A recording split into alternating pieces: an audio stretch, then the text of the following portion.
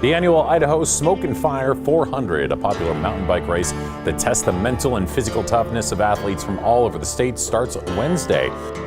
We followed the 4 athletes from the Challenged Athletes Foundation and the 2 members from Mission 43 on their journey for the Smoke and Fire 400 race. We only ran this up the flagpole a couple months ago, and now we have Mohamed, we have Andre, we have Lucas, we have Willie, we have Anthony, we have Mark. People that do Ironman and all of these other big races, there's always like a big following of people, and there's always people along the route that cheer you on. This time, there's none of that. So it's the first time that I'm involved in a totally self-supported ride. It's always harder than you think it's gonna be. It's like you are like a kid going for a field trip, like it's gonna be fun. 4 adaptive athletes going at it, doing it all at the same time. I really just want to get out there and go.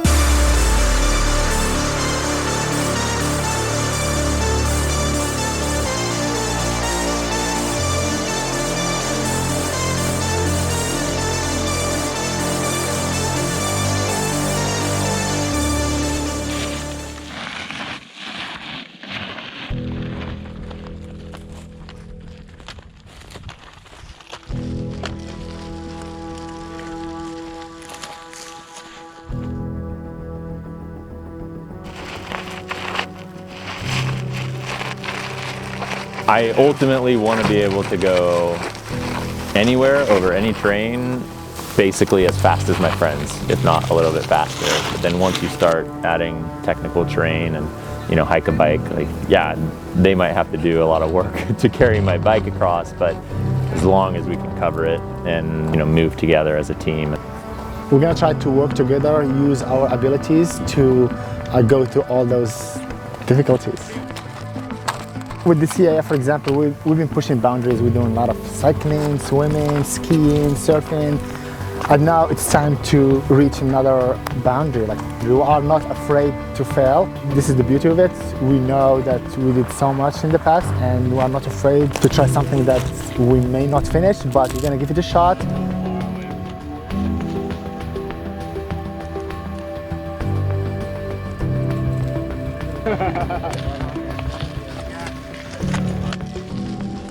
There's only a few sports where able, disabled toe the same line, can get an invitation to go right to the front row and on your mark, get set, go. I enjoy the camaraderie, the company, the ability to participate in sport at the highest level alongside others that are going through the exact same thing I am. There's a lot of shared issues. You look at CAF athletes and what they go through and the struggles that they are dealing with. Obviously for some folks, when they get injured, there's a huge transition piece that's involved, and there's some really hard days, and there's probably some days that they don't want to get up out of bed. The same is true for some of your veterans and some of your military folks, that they struggle. Some of them struggle with the transition between being in the military and now going into civilian life. Other people struggle with, I saw some really bad things when on a deployment, and now I'm reintegrating back into family life and just life in general. We are on the Galena Summit climb. It is a 15-mile climb. Little did I know that we were going into just a nightmare of trail for someone with a wheelchair to scooch through. So Titus, that was one where that mountain, I think, was on a lot of people's minds because they know the trail there, they know how insane it is. So I'm not sure if you guys can see it. You definitely can't appreciate it. The lights you see are Andre out front, and he is shuffling up the mountain. Mark is pulling his trike up behind him. And we are just in this process of slowly shuttling bikes up 2 miles of this. It was a hell of a night. What the heck time is it right now? It's 11 o'clock. That's cool. We haven't had any sleep since Brooklyn.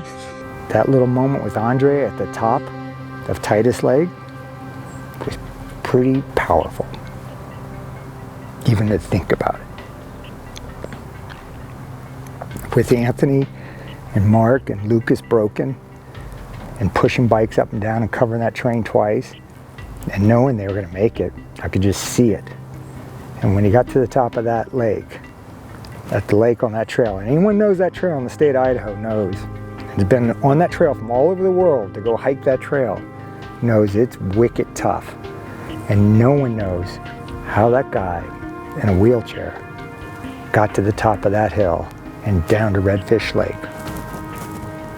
I do, and with teamwork. I could go sign up for a race that I know that I would finish, or something shorter, or something easier. And so while it kind of sucks to go and not complete it, I mean, we did something nobody else has done before, nobody else has tried before, so it was about as crazy hard work as, you know, 5 guys could do. They totally sacrificed the race for us, like their race for us. Yeah, they said they're all about service, and we're not lying. I mean, it was pretty sweet to be on the receiving end of a lot of big efforts from those guys. Doing that race by myself wouldn't have been that hard. Doing that race with a team and a unit and working with people with different abilities was wicked hard. But my bucket's full right now.